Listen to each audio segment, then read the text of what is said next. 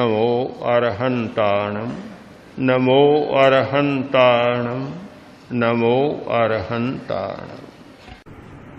समवायान सूत्र में देवों के आयुष्य का वर्णन किया गया है।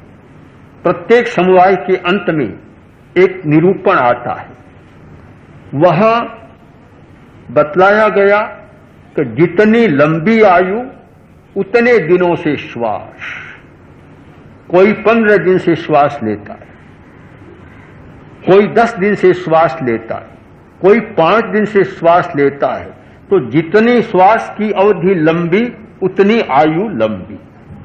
इसका तात्पर्य हुआ कि दीर्घायु का संबंध हमारे श्वास के साथ है, आयुष्य का संबंध हमारे श्वास के साथ है।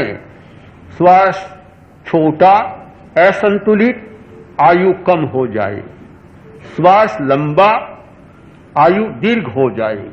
बहुत गहरा संबंध है श्वास के साथ। यद्यपि आयुष्य का संबंध आयुष्य कर्म के पुद्गलों के साथ है, पर उन्हें भुगतने की सारी क्रिया वह श्वास के माध्यम से होती है कि उन पुद्गलों का भोग कितने समय में करना, उस कालावधि का निर्धारण श्वास के द्वारा होता है। जब श्वास का और आयुष्य का संबंध है, बहुत स्पष्ट होता है कि श्वास का और स्वास्थ्य का संबंध है। यदि स्वास्थ्य अच्छा नहीं, आयु कभी लंबी नहीं हो सकती, गड़बड़ाती रहती है। श्वास अच्छा है तो आयु भी ठीक रहती है। तो स्वास्थ्य का और आयुष्य का संबंध, स्वास्थ्य का और श्वास का संबंध, श्वास का और स्वास्थ्य का संबंध, श्वास का और भाव का संबंध, एक पूरी श्रृंखला बनती है। इसलिए हम स्वास्थ्य पर विचार करें तो श्वास को छोड़कर स्वास्थ्य पर विचार नहीं किया जा सकता। अनेक दृष्टियों से स्वास्थ्य पर विचार किया गया कि आदमी अरोग कब रहता है, आहार संतुलित होता है, विहार संतुलित होता है, जीवनचर्या संतुलित होती है, नींद संतुलित होती है, आदमी स्वस्थ रहता है। इन दृष्टियों से विचार किया गया, किंतु सबसे प्रधान जो तत्व था उससे उपेक्षित कर दिया गया कि श्वास संतुलित नहीं है, सारी बातें गड़बड़ा जाए। क्योंकि श्वास हमारे शरीर में रंगों का संतुलन पैदा करता है, और रंगों की स्थिति ठीक नहीं है तो स्वास्थ्य कभी अच्छा रह नहीं सकता। इस पर रंग विज्ञान में बहुत विचार किया गया। हमारी अंतःस्रावी ग्रंथियों का संबंध स्वास्थ्य के साथ बहुत है, हमारे नाड़ी तंत्र का संबंध स्वास्थ्य के साथ बहुत है। किंतु अंतःस्रावी ग्रंथियों का संतुलित स्राव कब होता है कि जब रंगों का संतुलन। यदि रंगों का संतुलन गड़बड़ा गया, अंतःस्रावी ग्रंथियां स्वस्थ नहीं रह सकती और अपना ठीक काम नहीं कर सकती। नाड़ी तंत्र का श्वास के साथ संबंध है। यदि श्वास गड़बड़ा गया, नाड़ी तंत्र भी ठीक नहीं रह सकता।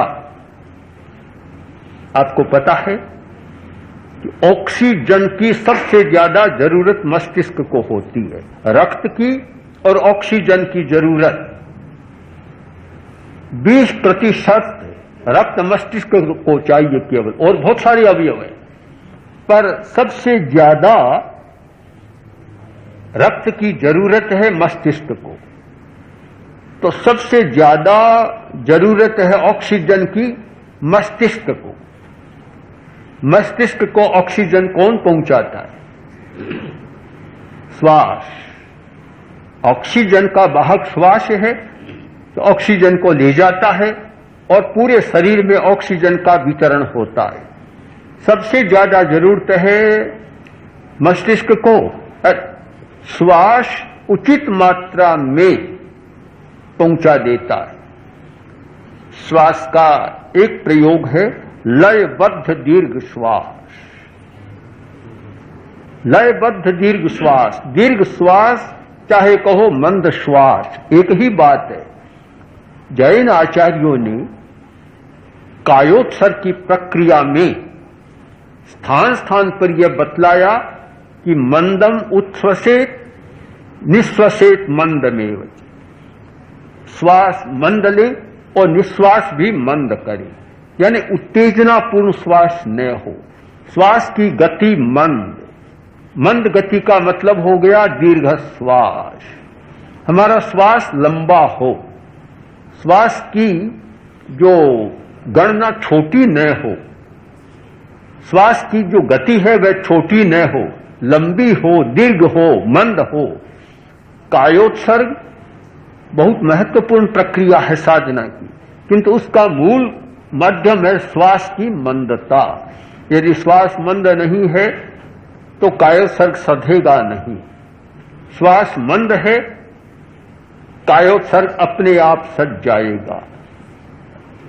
कायोत्सर्ग में श्वास मंद होता है और मंद श्वास में कायोत्सर्ग होता है। दोनों का परस्पर संबंध है। श्वास बहुत तेज चलता रहे और कायोत्सर्ग करे, कभी कायोत्सर्ग नहीं होगा, शिथिलता नहीं आएगी, शरीर शिथिल नहीं होगा, स्थिर नहीं होगा। बहुत सारे लोग कहते हैं कि हम कायोत्सर्ग करते हैं पर कायोत्सर्ग होता नहीं है। इस पर ध्यान दिया जाए कि आपकी श्वास की गति कैसी है। कायोत्सर्ग का पैरामीटर बन सकता है श्वास। यदि श्वास सम्यक है, कायोत्सर्ग सम्यक हो जाएगा, शिथिलता अच्छी बन जाएगी। और यदि श्वास सम्यक नहीं है, कायोत्सर्ग अच्छा नहीं होगा। तो हमारे ऑक्सीजन की पूर्ति का सबसे बड़ा साधन है श्वास, और वह भी लंबा श्वास, दीर्घ श्वास या मंद श्वास। मस्तिष्क और शरीर को आराम देने का कोई साधन है, सबसे बड़ा साधन वह है हमारा श्वास। कितना ही सामक औषधि का प्रयोग करें, ट्रैंक्विलाइजर्स का प्रयोग करता जाए, और श्वास की गति ठीक नहीं है तो वे सामक औषधियां बढ़ती चली जाएगी। एक गोली ली, 2 की जरूरत होगी, 4 की होगी। और ऐसे व्यक्तियों को देखा और सुना है कि दिन में सामक औषधियां 10-20 गोलियां, सुना यहां तक है 40-50 गोलियां तक ले लेते थे। कारण कि वह श्वास पर ध्यान नहीं दिया, केवल सामक औषधि पर ध्यान दिया। यदि श्वास हमारा संतुलित है तो शरीर और मस्तिष्क को सबसे ज्यादा आराम देने वाला तत्व है संतुलित श्वास। थकान आ गई, मस्तिष्क की परेशानी है, श्वास का सम्यक प्रयोग करें, आराम मिलेगा, मस्तिष्क को मिलेगा, विश्राम मिलेगा। मुझे याद है हम बहुत छोटे थे, पूज्य गुरुदेव प्रवचन करते थे। प्रवचन में बहुत ज्यादा जोर लगाना पड़ता, माइक था नहीं, शक्ति बहुत लगानी पड़ती, और 5000 10,000 लोगों को सुना देते, इतनी शक्ति थी। तो शक्ति का अतिरिक्त प्रयोग होता था, थकान आती स्वाभाविक है। तो फिर प्रवचन के बाद भीतर किसी कमरे में जाकर और लंबे श्वास का प्रयोग करते। हम उन दिनों में जानते नहीं थे, हमसे क्या करते, पूछा भी, तब पता चला कि दीर्घ श्वास का प्रयोग करते। कारण कि जो 1 घंटा 1.5 घंटा की थकान थी, 5-10 मिनट के प्रयोग से एकदम संतुलन हो जाता, थकान मिट जाती, मस्तिष्क को भी आराम मिलता, शरीर की थकान भी मिट जाती। यह एक प्रयोग है शरीर को आराम देने का और मस्तिष्क को बिल्कुल विश्राम देने का। मस्तिष्क असंतुलित हो गया, कोई घटना घटित हुई, विचारों में उथल पुथल आ गई, आवेश तेज आया और मस्तिष्क एकदम गड़बड़ाया हुआ है।